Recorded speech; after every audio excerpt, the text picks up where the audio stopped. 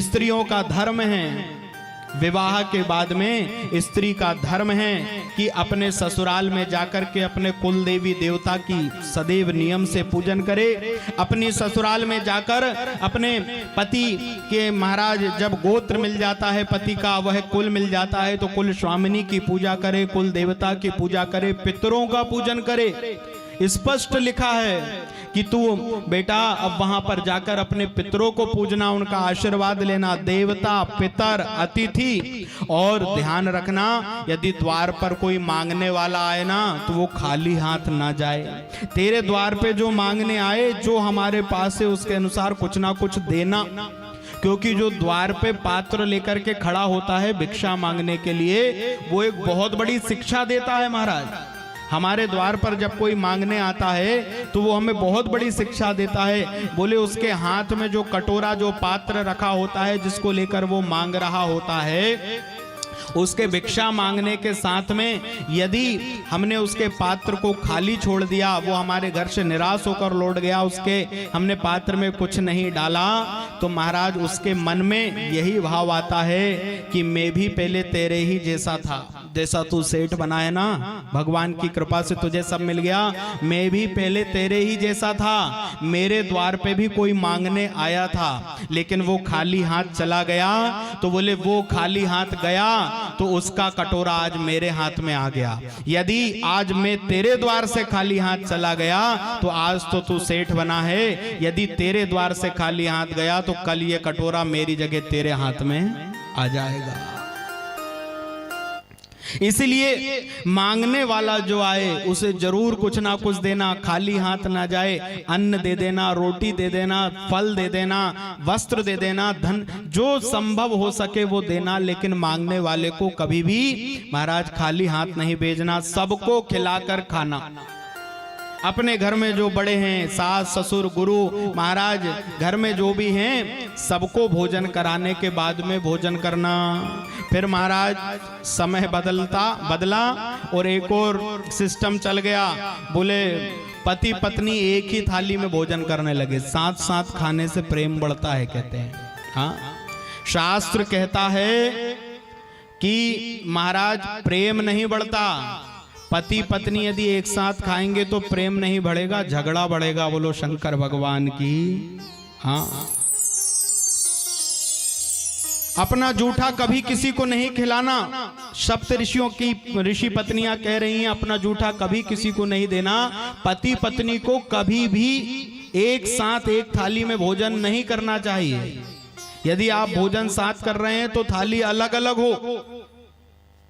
एक ही थाली में एक ही पात्र में भोजन करने से अशांति बढ़ेगी महाराज, झगड़ा बढ़ेगा। प्रेम ऐसा कहीं नहीं लिखा कि एक थाली में जूठा खाओगे तो प्रेम बढ़ेगा। और ये भी एक सिस्टम जब चल पड़ा है समाज में कि सब एक दूसरे का जूठा खा रहे हैं महाराज। आज 4 मित्र मिलकर के बर्थडे मनाते हैं तो जब तक एक दूसरे का जूठा ना खाएं तब तक बर्थडे नहीं मनता। और जूठे का बहुत बड़ा एक सिस्टम चालू हो गया है जिससे कहते हैं बफे सिस्टम है। वहां पर महाराज सब एक दूसरे का जूठा खाने में लाइन लगा के, बड़े बड़े सेठ साहूकार सब प्लेट ले लेके लाइन में खड़े महाराज। क्यों? बोले जूठा खाने के लिए।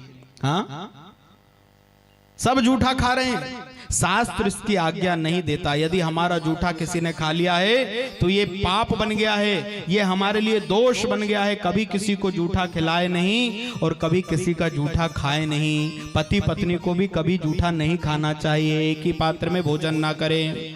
देवता का, पितरों का, अतिथियों का सम्मान करें। और कहती है ऋषि पत्नियां कि व्रत, उपवास और धर्म को कभी नहीं छोड़ना। एक सनातन धर्म कि बिटिया जब बहू बन करके जाती है तो ध्यान रखना बेटा, तू जीवन में जो व्रत उपवास करेगी ना उसका सुफल तेरे परिवार को मिलेगा, तेरे पति को, तेरे बच्चों को, तेरे माता पिता, जो सास ससुर के रूप में तेरे माता पिता है, पूरा परिवार है, तेरा जीवन सुखी होगा यदि तू व्रत करेगी, यदि तू नियमों को साधेगी, यदि तू उपवास करेगी। और ध्यान रख, तीर्थ यात्राएं तो करना लेकिन अपने पति की अनुमति लेकर के करना। तीर्थों में जाना एक मनुष्य, सफल मनुष्य जीवन के लिए तीर्थ यात्राएं आवश्यक हैं, लेकिन पति को साथ लेकर या पति की अनुमति लेकर जाना। पति यदि मना कर दे तो तीर्थ यात्रा का भी त्याग कर देना, बिना पति की आज्ञा के नहीं जाना। सुंदर सजना, 16 श्रृंगारों को धारण करना, लेकिन कब? बोले जब पति घर में हो तब तू 16 श्रृंगार करना, सजना उसके लिए। लेकिन पति यदि परदेश में है, घर से बाहर है, तो इन सब चीजों से मुख मोड़ लेना। ये ऋषि पत्नियां पार्वती को सिखा रही है। हर एक हिंदू सनातन धर्म की मां के लिए ये शिक्षा है। और बेटा, इन सौभाग्य चिन्हों को कभी उतारना नहीं। मांग में जो सिंदूर लगाए, महाराज विवाह के समय मांग में सिंदूर लगाया जाता है। हाँ, गले में हार, महाराज मंगलसूत्र पहनाया जाता है, हाथों में चूड़ियां, महाराज पैर में बिछिया, ये सब सौभाग्य चिन्ह हैं। इनको कभी उतारना नहीं, क्योंकि जो सौभाग्य चिन्ह को उतार दे उसे वैधव्य, उसे विधवा कहा जाता है। महाराज जिसका पति संसार में ना रहे वो स्त्री अपने सौभाग्य चिन्हों को उतारती है। इसलिए ध्यान रखना कि मांग का सिंदूर कभी मिटना नहीं चाहिए, गले का मंगलसूत्र हटना नहीं चाहिए, हाथों की चूड़ी और पैर में बिछिया हमेशा रहे, इस बात की गांठ बांध लेना। लेकिन आज के समय में महाराज सौभाग्यशाली जो स्त्रियां हैं, उनको देखकर कई बार भ्रम हो जाता है कि ये सौभाग्यशाली है या इनका पति संसार में नहीं है। महाराज माफ करना, लेकिन बदलता हुआ समय हमें जो कुछ करवा रहा है वो गलत है। हमें सौभाग्य चिन्ह धारण करने में महाराज शर्म आने लगी है, मांग में सिंदूर लगाने में शर्म आ रही है, गले में मंगलसूत्र पहनने में शर्म आ रही है। ये सनातन नहीं है, ये सनातन नहीं है। सौभाग्यनी विभूषण हीना और विधवन के श्रृंगार नवीना। महाराज गोस्वामी जी ने मानस में तक ये बात लिख दी कि इस तरह महाराज सौभाग्यशाली स्त्री, हिंदू सनातन धर्म की कोई महिला जिसका पति हो और वह सौभाग्य चिन्हों को धारण ना करे तो ये उसका दुर्भाग्य है। महाराज इससे बड़ा दुर्भाग्य दूसरा नहीं हो सकता। मांग में सिंदूर लगे, सिंदूर लगाने का महत्व है, शास्त्रों में सिंदूर की महिमा दी गई है। अब सिंदूर तो ना जाने कहां चला गया, दुनिया भर के मांग टीके आ गए बाजार में। महाराज सिंदूर है ही नहीं उनमें दूर दूर तक कहीं, और उसको भी इतना छोटा सा लगाते हैं कि वो कहीं दिख ना जाए महाराज की मांग में टीका लगा है। हाँ, माफ करना, हम शाहदा में आप लोगों की बात नहीं कर रहे महाराज, दूसरी जगह देख कर आए। हाँ, लेकिन निवेदन ये करेंगे कि माथे पर बिंदी, मांग में सिंदूर, गले में मंगलसूत्र, पैरों में बिछिया, हाथों में चूड़ी, इस तरह हमेशा इन सौभाग्य चिन्हों को धारण करके रहना। और महाराज सौभाग्य चिन्हों को हमने छोड़ा, सनातन की रीतियों को हमने छोड़ा, शास्त्रों की नियमावली को हमने छोड़ा, और फिर परेशान होते हैं तो सोचते हैं कि कोई चमत्कार आ जाए और हमारे जीवन में समस्याओं को हटा दे। हाँ, नियम से हम हट रहे हैं और फिर चमत्कार सोचते हैं कि महाराज कोई मिश्रा जी ऐसा चमत्कार बता दे कि हमने जितने काम किए वो सब एक तरफ और वो चमत्कार हमें पार लगा दे। तो इस भ्रम में मत रहना, दुनिया का कहीं का चमत्कार आपको पार नहीं लगा सकता। हाँ, फिर तांत्रिकों के पास जाएंगे, ज्योतिषों के पास जाएंगे, फिर हम महाराज बीमार पड़ गए जैसे तो डॉक्टर के पास जाते हैं, ऐसे ही अपनी समस्याओं के समाधान के लिए फिर हम उपाय ढूंढने लगते हैं कि मेरी समस्या कैसे, महाराज मेरी समस्या का समाधान हो, मैं कौन सा उपाय कर लूं। और उपाय करने के लिए परेशान हैं, उपाय कर रहे हैं लेकिन सही नियम नहीं निभा सकते। यदि हम शास्त्रों की नीति पर चले, सही नियम निभाए, सनातन को पकड़े रखें, तो हमारे जीवन में परेशानियां आएगी ही नहीं। ये शिव पुराण कह रहा है।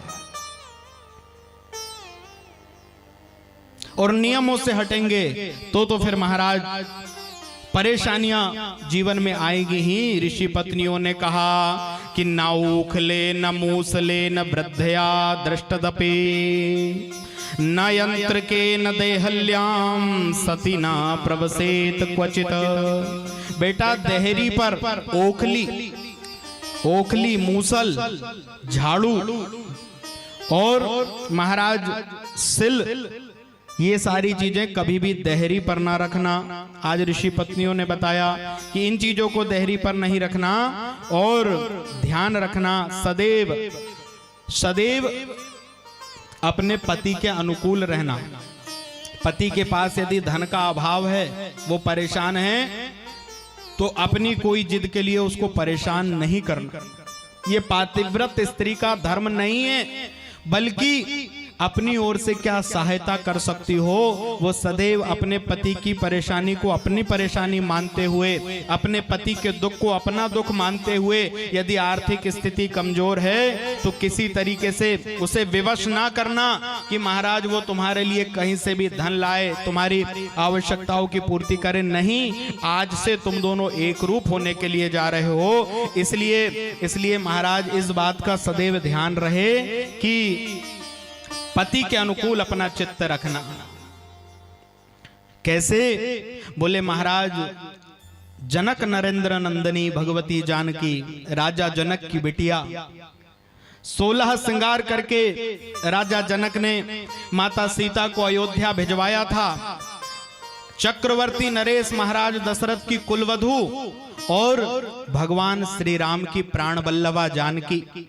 लेकिन जब महाराज पिता ने 2 वचन मांग लिए कैकेयी मां के कहने पर और भगवान वनवास जाने के लिए तैयार हुए, तो सीता मैया ने भी हाथ जोड़ करके अपने सास ससुर पति के चरणों में निवेदन किया कि अयोध्या में सीता का अब कोई काम नहीं है। यदि मेरे पति वनवास जा रहे हैं, मेरे पति वहां पर महाराज कंद मूल फल खाएं और मैं यहाँ रह करके 56 भोग स्वीकारूं, ये मेरी माँ ने मुझे नहीं सिखाया। मेरे पति वहां कुशा के आसन पे सोएं और मैं यहाँ पर महाराज मखमली गद्दों पर सोऊं, ये मुझे नहीं सिखाया गया। मेरे पति वहां कंटकीर्ण मार्गों पर कांटे और पत्थरों में चलकर जाएं और मैं यहाँ रेशमी वस्त्रों के ऊपर चलूं, ये मुझे नहीं सिखाया गया। मेरे पति के साथ ही मैं जैसा जीवन वो जिएंगे, मैं वैसा जीवन जीने के लिए तैयार हूं। और महाराज राजा दशरथ, माता कौशल्या आदि रानियां और स्वयं राम जी के चरणों में जानकी ने अनुनय विनय करके माने और वनवास को स्वीकार कर लिया। वनवास सीता को नहीं दिया था राजा दशरथ ने, केवल राम जी के लिए वनवास था, लेकिन पातिव्रत को निभाने के लिए माता सीता ने भगवान श्री राम के साथ में वन जाना स्वीकार कर लिया। फूल उठाना जिस सुकुमारी को भारी हो, आज वो कंटकीर्ण मार्गों से भगवान राम के पीछे पीछे चल रही हैं। भैया लक्ष्मण साथ में हैं और देखो अपने पति के जीवन में जब प्रतिकूलता आई, राजकाज सब त्याग दिया, वनवासी वेश में भगवान आ गए। माँ जनक नंदिनी वैदेही ने भी वनवासी वेश धारण कर लिया और